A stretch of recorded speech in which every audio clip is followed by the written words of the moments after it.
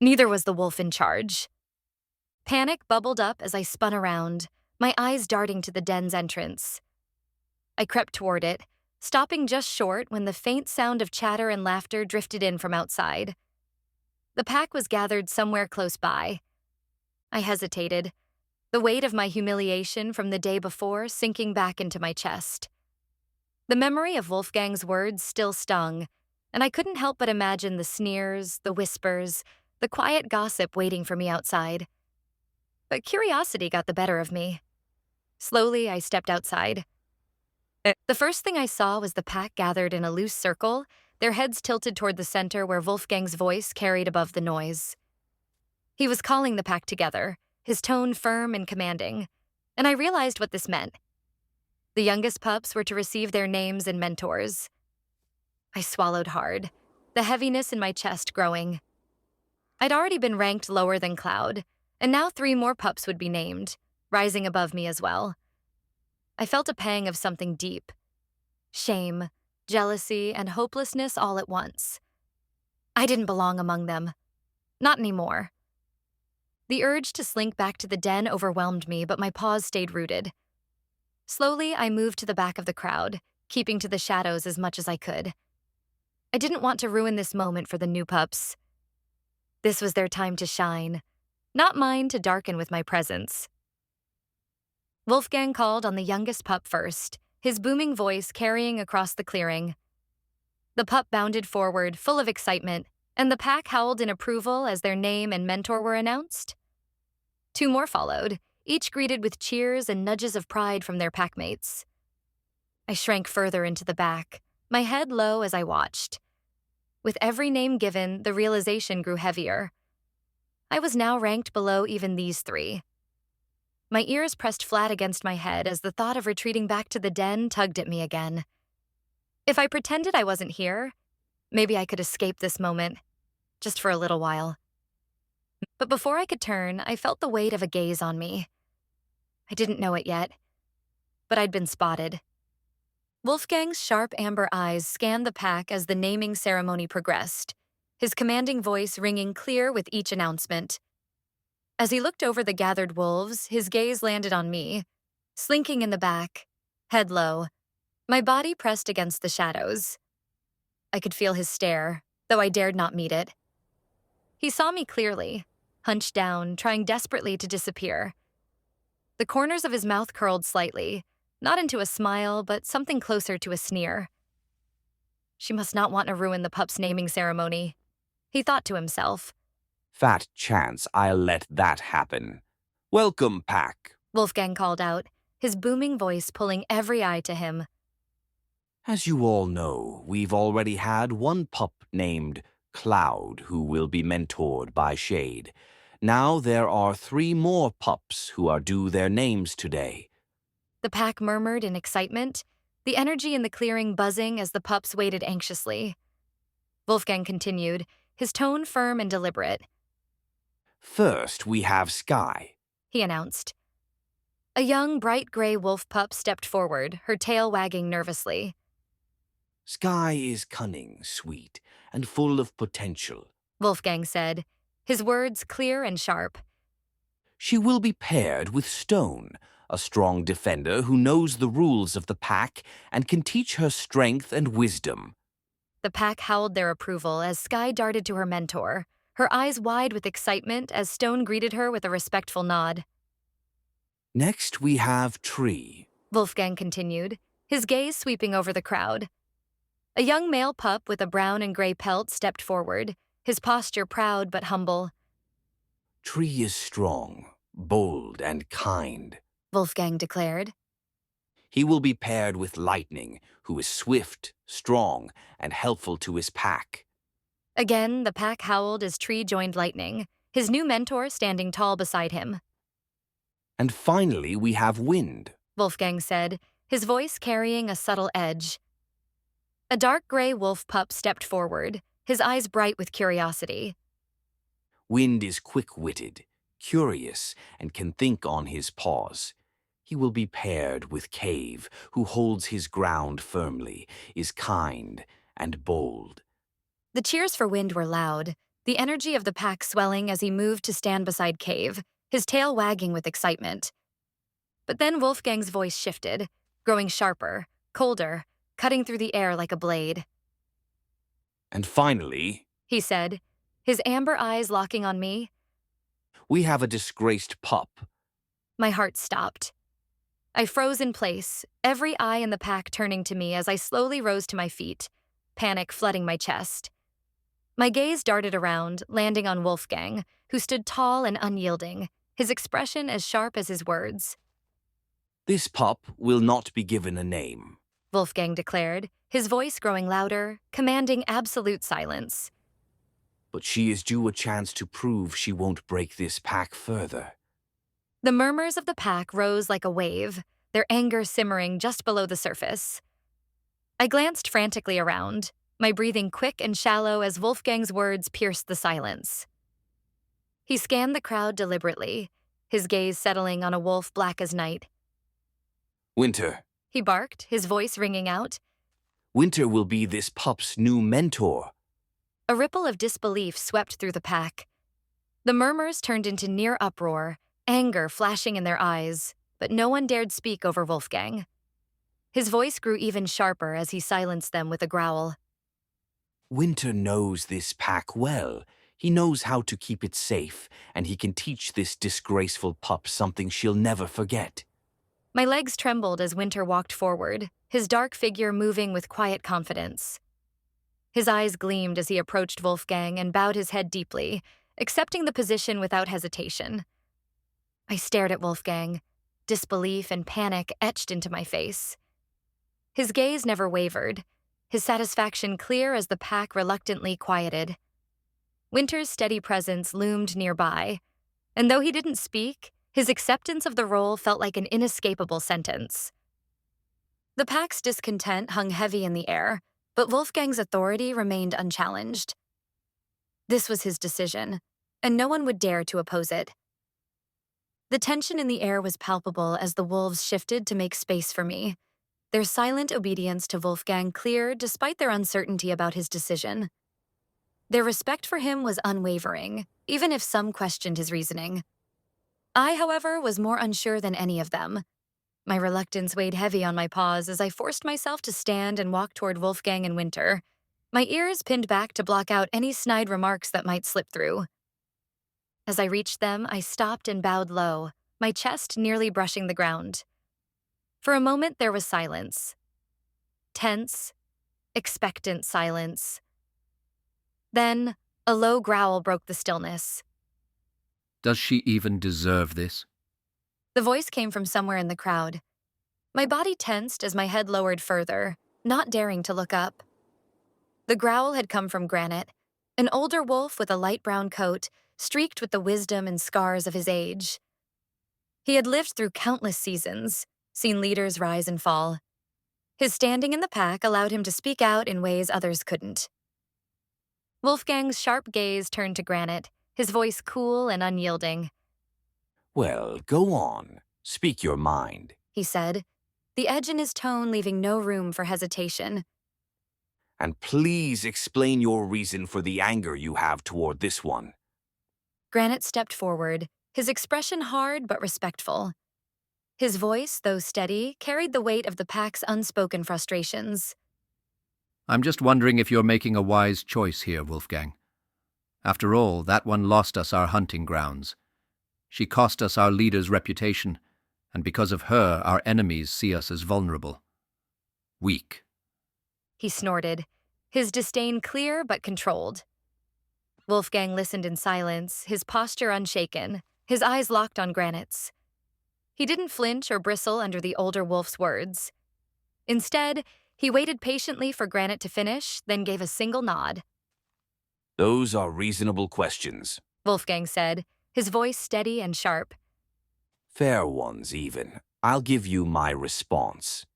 I hesitated, glancing up at Wolfgang, who stood tall and unyielding even against Granite's pointed challenge. His unwavering confidence was enough to keep the rest of the pack silent. I sat down cautiously, curling my tail around me, curiosity mixing with my anxiety as I waited for his answer. After all, I was just as interested in what he had to say. Wolfgang turned slightly, addressing the entire pack now. As you all know, I hold the utmost disdain for this disgraceful pup. He began, his voice cold and calculated, each word like a blade cutting through the tension. She lost us our hunting grounds. She made us look weak in the eyes of our enemies, and she has cost us far more than she'll ever fully understand. His gaze flicked to me briefly, and I lowered my head, shame washing over me. But Wolfgang continued, his voice rising slightly. young Cloud stood up for this disgraceful pup. He risked his own standing, his own safety to defend her. That act tells me one thing. Perhaps there is something worth salvaging here. He paused, letting his words sink in. Make no mistake. He said sharply, his gaze sweeping over the gathered wolves. She won't be given a name. Not until I decide she's earned it. And even then she will remain ranked lower than the youngest pups until she proves herself worthy of this pack. He smirked, a subtle but cutting gesture as his eyes met mine again. The weight of his disdain hit me like a physical blow, and I dropped down to the ground, pressing my body low and my head even lower. So, Wolfgang said, his voice steady and commanding as he turned back to Granite. without further interruptions, are we satisfied? Granite held Wolfgang's gaze for a moment longer, his tail flicking behind him. Then, with a slow nod, he relented. Fair enough, he said simply. I've no more to say. Wolfgang inclined his head slightly in acknowledgement before turning his attention back to the pack. The silence that followed was heavy, but no wolf dared to question him further. The decision had been made, and for now the matter was settled. Wolfgang's howl pierced the air, commanding and clear. You're free to go to work. Sunlight Patrol. You're with me. His voice carried authority as the wolves around him nodded and began to disperse. He gave Winter a slight bow before walking away, his piercing gaze flicking toward me with a cold glare as he passed. I didn't move, staying pressed to the ground until his shadow had fully disappeared, the tension in my body finally releasing. As the wolves continued to disperse, their chatter fading, I looked around the clearing and slowly rose to my paws. Shaking the dust from my fur, I muttered under my breath. Well, that went well. Now what? My eyes shifted toward Winter, my newly appointed mentor, who was watching me with a stern expression.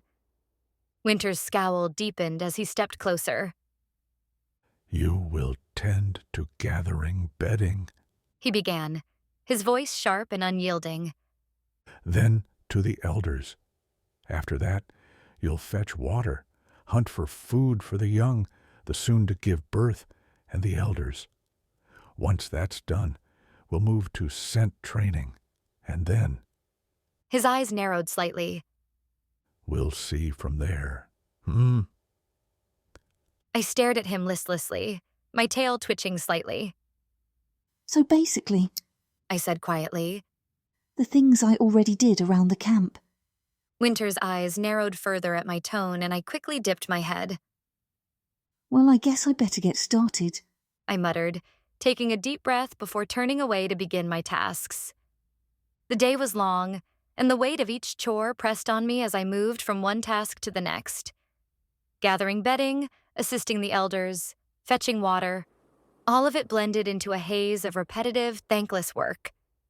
By the time I reached the final chore of delivering fresh meat to the expectant wolf mothers, my paws felt like stones. I carefully placed the last piece of meat where it belonged when Winter's bark suddenly shattered the air. I jumped, my fur bristling, and turned cautiously toward him. Lowering my head, I approached him, my voice calm despite the tremble in my chest. You called.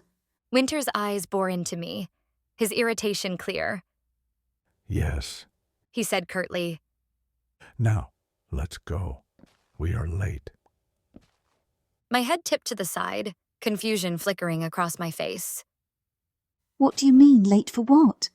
Winter's eyes glinted with restrained anger, the sharp edge in his voice unmistakable. Let's get going. He snapped, turning away without waiting for a response.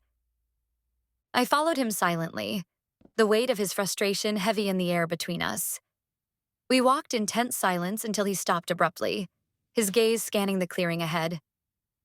This He said, his voice even but stern. is where we'll start. He gestured toward a spot near a bush. This exercise is basic. All the pups should have learned this already. My ears flicked slightly, curiosity mixing with unease as I watched him closely. Winter leaned down, picking up the corpse of a forgotten rabbit left behind by a patrol. Patrols often leave their kills here for later collection. He explained. A few get forgotten from time to time. He dropped the rabbit onto the ground and turned his sharp gaze back to me. Here's what you're going to do. He said firmly, gesturing toward the bush. You're going to stand there, eyes and ears closed. Pay attention to every other sense you have. I will move this carcass around, and you're going to track it. Understand? I tilt my head and ask, What are we doing, and why a dead rabbit corpse? Though his expression remained calm, there was a simmering irritation in his gaze as he looked at me. His words were clear and sharp, his teeth bared just enough to emphasize his authority. Your training, of course. I'm assessing your skills. His voice rose in a sharp bark. Now go do as you're told. I flinched, my body trembling as I jumped back and bowed hastily before darting off to where he'd directed me. The echo of his command rang in my ears as I ran, the weight of his disdain pressing heavy on my chest. When I reached the spot, I did as I was told, covering my ears and closing my eyes. The darkness and silence enveloped me, unnatural and suffocating. A strange panic began to creep in, the vulnerability of not being able to hear or see leaving me exposed. My breath quickened, and the urge to run grew overwhelming. A tapping on my shoulder jolted me from my thoughts. Startled, I let out a small yelp, my fur bristling as I spun around, my coat shaking loose in the process. My heart raced until I saw who it was.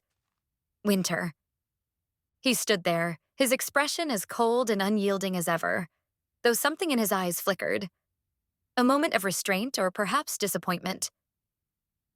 Do you see now? He said, his voice low and steady, cutting through the chaos in my mind.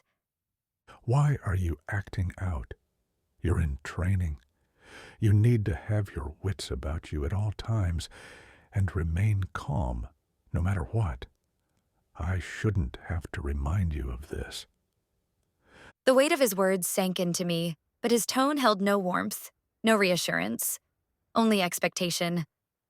I swallowed hard, nodding quickly, though the lump in my throat remained. Winter's voice cut through the silence like the snap of brittle ice. Now, go find the dead rabbit. If you can't be bothered to use your nose, we should just go back to camp until you can at least do that. His words hit me like a sharp wind, and I flinched inwardly. There was no warmth in his tone, no effort to soften the blow. Winter was as cold as his namesake. Not out of malice, but because that's simply who he was. Still, that didn't make it sting any less. I lowered my head, my ears flattening, and stuck my nose out to catch the scent. The metallic tang of the cool, crisp air filled my lungs, but I strained for the faint trace of death. The rabbit. Then Winter snapped, his voice laced with irritation. You can't just stand there sniffing the air like some lost pup. Use your nose and follow the scent. Do you think a rabbit will lie down and wait for you to kill it? Or a squirrel will leap into your mouth? Move! I shrank at his barking tone, feeling the weight of his contempt. He didn't like me. No wolf did. But Winter's disdain reminded me so much of Wolfgang's that it left me hollow inside. I obeyed, nose to the ground, trying to concentrate. The problem wasn't my ability. I could catch the scent of prey no problem, though tracking is not always easy. But today, my nerves were frayed. Every mistake I made felt monumental, every falter magnified under Winter's steely gaze. Wolfgang's words echoed in my mind, his voice as sharp as the cold. If you step out of line, break a rule, or fail to listen, you'll be nothing but a pup. You'll lose your place in the den, your dignity, and any shred of respect. Make another mistake, and you'll wish you'd never been given a second chance. His icy eyes had burned into me that day, branding me with the weight of my failure. I cried then, too. Now, as I sniffed at the ground, the memory tightened its grip, and my chest felt like it might collapse under the pressure. Tears blurred my vision, and I stopped in my tracks, unable to continue. What are you doing? Winter growled, his tone cutting through my rising panic. He stepped closer, his scowl deepening when he noticed the tears streaming down my muzzle. For a moment, his agitation softened, replaced by a flicker of something I couldn't quite name. But then it was gone, and his voice snapped again. Crying won't help you find the rabbit. Stop this nonsense and try again. I wanted to scream, to tell him I wasn't choosing to fail, that I wasn't choosing to be the disgrace Wolfgang and everyone else saw in me. But my voice wouldn't come. So instead, I swallowed the lump in my throat, lowered my head, and tried again. The scent of the rabbit was faint, but it was there. I followed it, each step weighed down by the ghost of Wolfgang's words and Winter's unrelenting presence. I would not fail again. Not this time. Now, Winter watched her closely as she caught the scent of the dead rabbit. His sharp eyes followed every movement, his expression unreadable. When she locked onto the scent, his gaze lingered for a moment longer than usual, just enough to suggest he'd noticed her success. All right, you can find a dead rabbit. He said, his voice flat and detached. Now, let's see how you do with a live one.